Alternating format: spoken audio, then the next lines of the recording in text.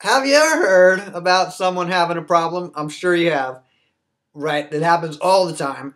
How about this? Have you ever noticed that some people seem to always have some kind of problem? You know, the kind of person I'm talking about. And if you get two of these problematic people together, they can actually get into a competition to see which one can name more problems than the other, which one has worse problems than the other. Well, you've probably never been one of those people who always have some kind of a problem. But again, you probably know somebody who may seem to you to make it a priority to have a lot of problems and to tell everyone about them. Well, I've been one of those people who had an enormous amount of very serious problems. So I'm going to give you some insight into this whole thing because I'm sure you're very interested in my opinion because they're the best ones around. In fact, one of the worst problems that I've had was having an enormous number of people around me who constantly pretend to have problems.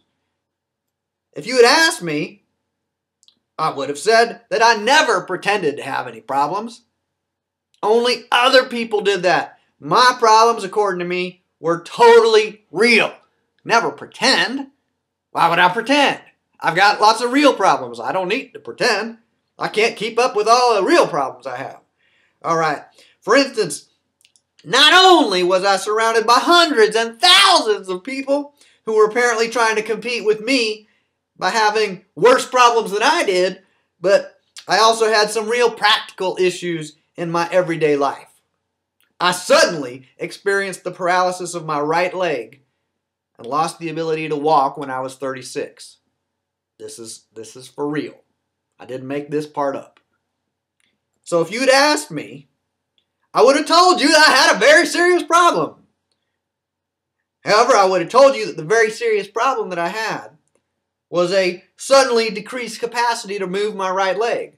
Okay? This is my right arm, but just imagine. That actually was not the problem. The suddenly decreased capacity to move that part of my body, it was not the problem. What was the real problem?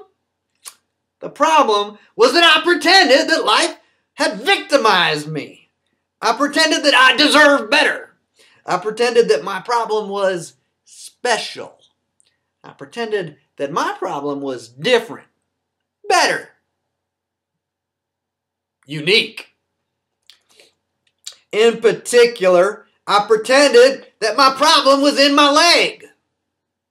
However, there was no problem in my leg.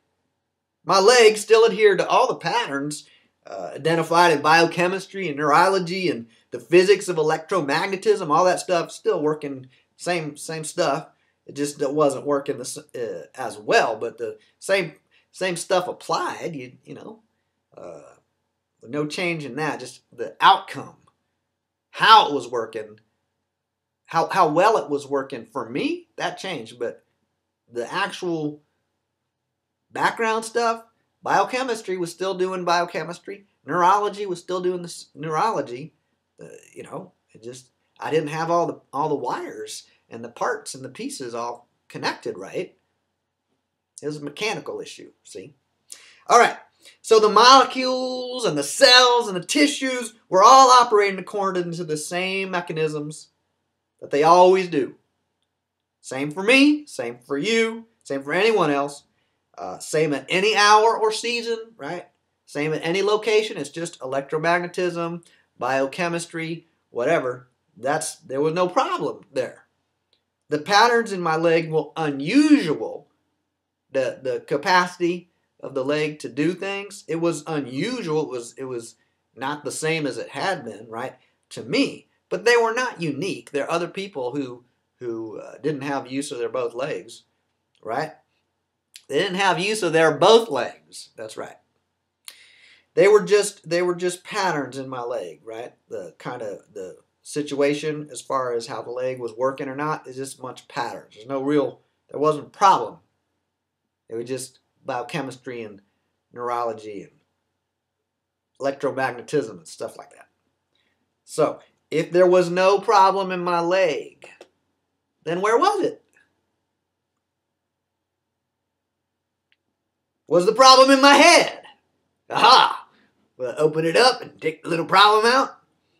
Well, if I was pretending to have a problem, then there really wasn't even one in my head, right? So how about in my mouth? Let me put it this way. How about in my words? How about in my way of relating to the actual physiological capacity of my leg? You know what I meant to say. How about my way of speaking about my life and about life? I had one functioning leg and one other leg, right? Doesn't that sound like a problem? Well, in fact, there had been another time earlier in my life when the bone in the thigh of one of my legs fractured.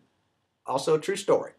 And I got a cast and crutches, and I did not walk on it for something like 6 weeks. So I was about 6 years old at the time, and I do not recall having any problem with having a broken leg. I had a broken leg. I moved more slowly than I had. I got more help from other people. I also had the expectation that I would recover. But what if I did not expect to recover? Well, being able to walk or not simply was not a problem for me at age 6. Being able to walk or not was not a problem for me at age 6 months either. I don't know if you remember that. I don't personally remember it all that crisply.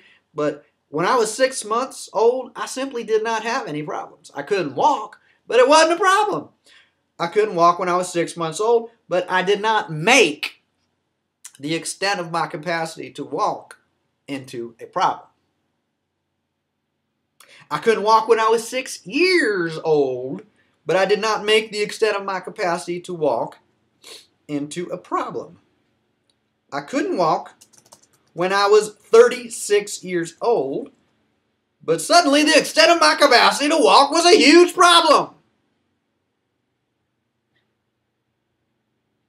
What happened? I changed the way that I was relating to the extent of my capacity to walk. What kind of relating am I talking about here? Relating to it in language. Relationships in language between me and this extent of the capacity to walk thing going on with the leg. All right?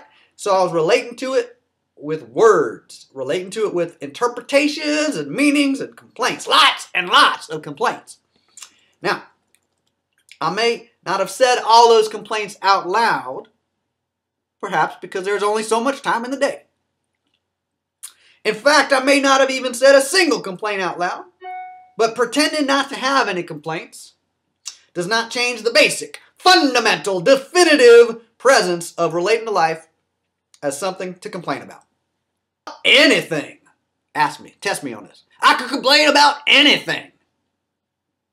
Maybe one day I complained about walking, or maybe I pretended that I was not relating to my mobility as a problem, when in fact I was.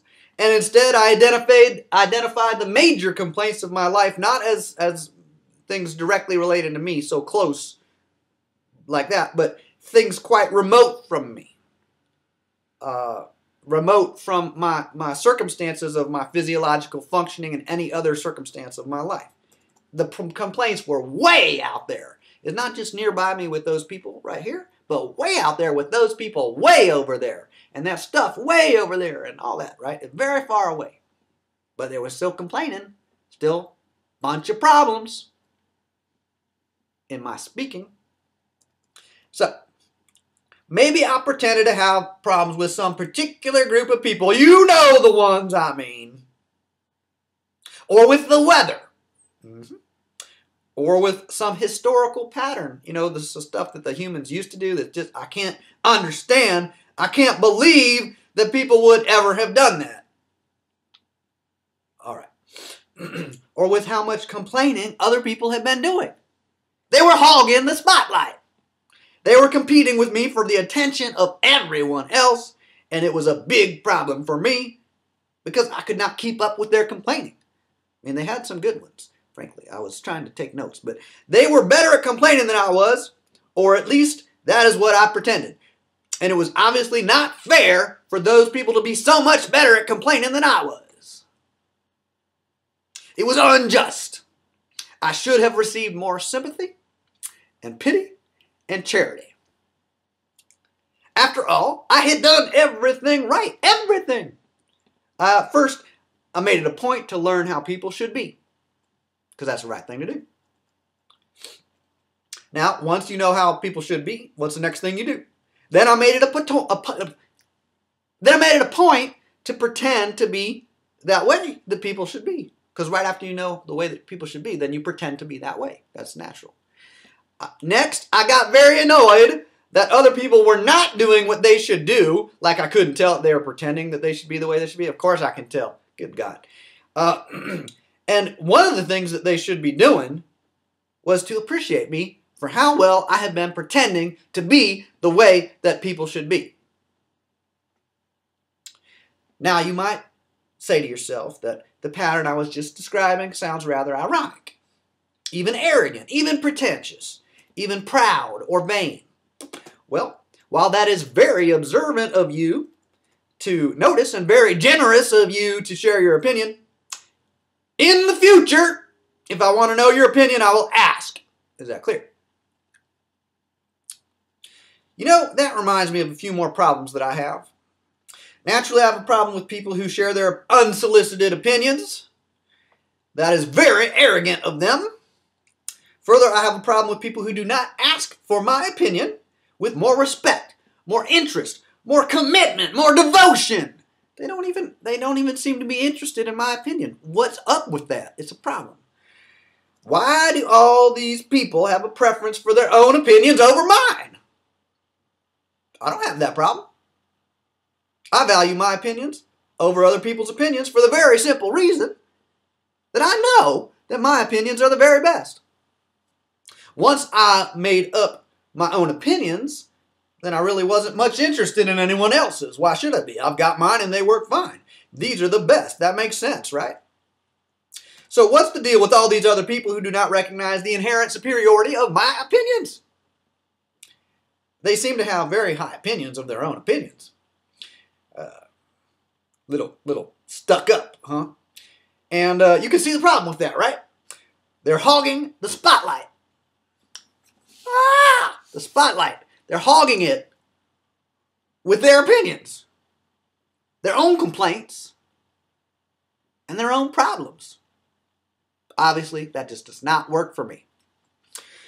So, their self-centered, selfish ego is a major problem, and it needs to be fixed. As you all know, the first step in fixing a problem of this sort and of this magnitude is to find someone to blame for being the source of this problem, and then complaining to them about how they should have already fixed this very serious problem that I've been pretending to have with reality. So there I was, age 36, right? Hobbling around using a walker. I didn't do my mouth like that, actually. I was kind of embarrassed. Anyway, I was hobbling around using a walker and pretended to have a fundamental problem with life in regard to the way that life should be. And the totally selfish arrogance of life for being other than, in my opinion, how it should already be. Okay? Do you get how arrogant life can be? How selfish and opinionated life can be? So, now you may have heard about the idea of someone going around looking for complaints. Well, that was not me. I wasn't going around looking for complaints, okay? I was going around making them up. Could you hear the difference? I was going around making up complaints. I wasn't looking for them. I was making them up. I just make up some. I go with me and I create some kind of situation to complain about. Really, I did it. A lot. Okay, so I was 36, okay? I was not walking, but I was talking. And that was a problem. I was talking about a lot of opinions and a lot of complaints and a lot of problems. I could have been pretending to have a problem with some government policy. I could have been pretending to have a problem with some cultural trend. I could have been pretending to have a problem with biochemistry. However, I noticed that people did not give me any sympathy for having a problem with biochemistry or gravity or technology. They didn't give me any sympathy for having a problem with electricity. So I went back to the reliable things like other people, the government, some government program, some government proposal, whatever, some development in the economy, some weather. Weather's very good, very reliable. If you need to complain about something, try the weather. That's my advice. So what does a fellow in that situation do when people aren't giving me any sympathy when I complain about biochemistry and gravity and technology and electricity? Well, I didn't have any problems with things that did not get me sympathy. There wasn't any use in that. I went right for the heart of the matter. I didn't waste time with the small stuff. I focused my complaints on other people's absolutely ridiculous preference for their own opinions. How can these people live with themselves? They're severely underprivileged in regard to their lack of respect and lack of awareness that my opinions are the very best. So have you ever wondered why there are not more taxes to support government subsidies to promote the widespread public awareness of my opinions and how they're the very best? Because it takes money. You need to have taxes to support government subsidies for public television and public radio, national public radio and stuff, to promote widespread public awareness of my opinions and how they're the very best ones. Well, have you ever wondered why there's not more taxes? If you haven't, go ahead and start. Okay. I mean, when I go around to talk to people, it's like they don't even know how much they're missing out by not having my opinions and not respecting my opinions. They don't even know what opinions I have to know whether they want to have them themselves, right? So I ask people point blank. I just go out and I just ask people. I'm very direct about this. Couldn't be more direct, really. I ask them if they're interested in my opinions. The vast majority of people that I ask about their interest in my opinions indicate to me that they are not already very interested in my opinions. Not very interested. No, not yet. So I know it's very sad. They just don't know any better. So naturally, out of compassion for them, I ask them exactly how interested in my opinions would they like to be in the future.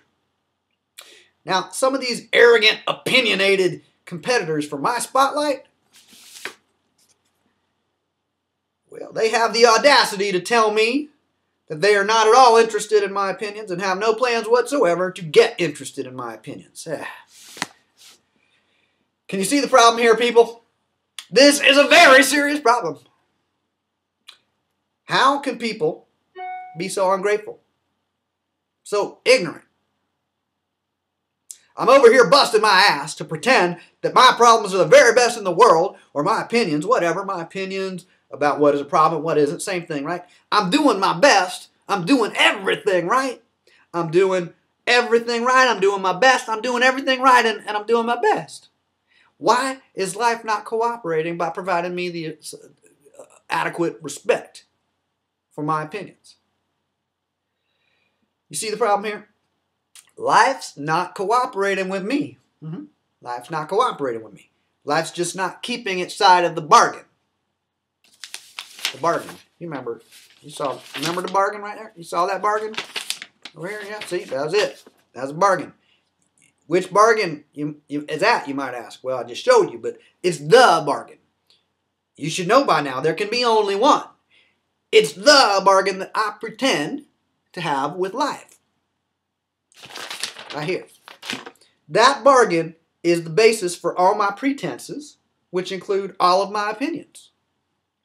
That bargain is the foundation for the very most important kind of opinion that I have, which is my problems.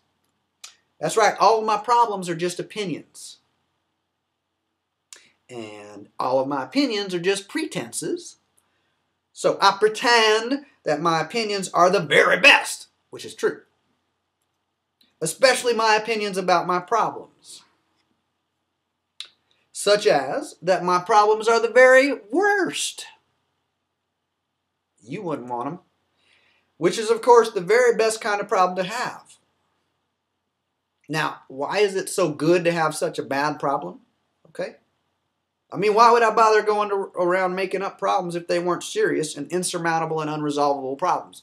You'll get this if you don't yet. I know some of you people are pretty arrogant and ignorant in these matters, but give me a second. Just one second. Okay. Do you know the word irreconcilable? Irreconcilable? Irreconcilable. It starts with ear. Irreconcilable. That's a big word right there. I'm going to the trouble of making up a problem. If I'm going, I am.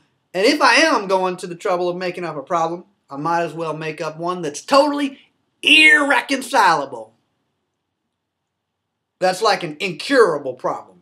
That's permanent. That's unavoidable. Unavoidable. That's eternal. That's more powerful than anything or anyone. Now, pretending to have an irreconcilable problem is blasphemy against the Holy Spirit. Now, some of y'all may think I'm just kidding about this part. I would not do that. Y'all may think I'm just pretending. Nope. Let's all bow our heads and read from the book of James. Okay. Behold, we put a bridle in the mouths of horses. Horses.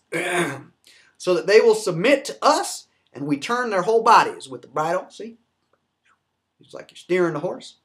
Also, mighty ships, which are steered by the wind, and a hard small piece of wood are driven. That's a rudder. Not a rubber, a rudder. I was going to say the wrong thing. That'd be irreconcilable. The rudder on the hard small piece of wood, not a rubber, a rudder. That's what steers the mighty ships. They're driven to wherever the will of the helmsman determines. It's like a steering wheel of a car, except when the Bible was written, they didn't have cars. If they did have cars, they would have just said, it's the steering wheel of a car. So in this way, also the tongue is a small member and has its dominion or its influence, like the bit of or the bridle of a horse in its mouth, or the rudder of a mighty ship, or the steering wheel of a car or something. So the tongue has its dominion, its influence, and even a small fire kindles a great forest. And the boastful tongue is a fire in a world of sin. It is like a jungle. In other words, it causes a lot of problems, the tongue. Causes a lot of problems. And that tongue by itself, which it is among our members, defiles our whole body, or like the whole congregation. That's what James was talking about here, I think. And it sets on fire the successions of generations, like from one tree to the next, if you have a forest fire, which roll on like wheels. It also burns with fire. Fire! Like as in the fires of the rages of hell. So let me repeat the same idea of the Bible in my own words, considering that my opinions are the best, and by now you should be interested in them. First, I pretend that my opinion is the best, and then, that's key, right? I pretend my opinion is the best, and then I make a bunch of problems out of life for not conforming to my opinions, not respecting them. Then I recognize that life is obviously trying to embarrass me, and I'm forced to take vengeance on life for its ridiculous lack of respect for my opinions, which, in case I didn't mention this already, are the very best opinions of all. I resent life. I hold life in contempt. Furious, raging with hellfire. I worry about life and how to make it conform with my opinions of how it should be. Because it isn't how it should be, and somebody is responsible for making it how it should be. Why shouldn't I? I'll be the hero. I'll take that on. I'm a good guy.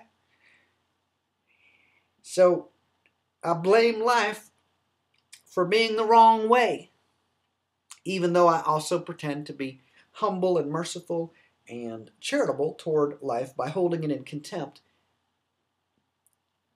Yet, not actually voicing my complaints because I'm so self-controlled and merciful and charitable and forgiving. So I have tremendous contempt for life, but I don't actually say it out loud. So yeah, I think life is really fine. It's fine the way it is. I don't have any problem with it. See how that goes? That's the kind of stuff right there. So I don't actually voice all my complaints. Life sucks. Life's a problem. Why don't I voice all my complaints? Well, again, I only have so much time in the day, which is a problem. I wish I had more time. Whose fault is that? Anyway, on that note, I noticed that I am running quite a bit way behind schedule. I have some serious complaining to do. I need to catch up with that. And a bunch of problems that I do not actually have, but that I do pretend to have. That's what I'll be complaining about later. So if you don't mind, would you please stop delaying me and step out of my spotlight before this has to get ugly?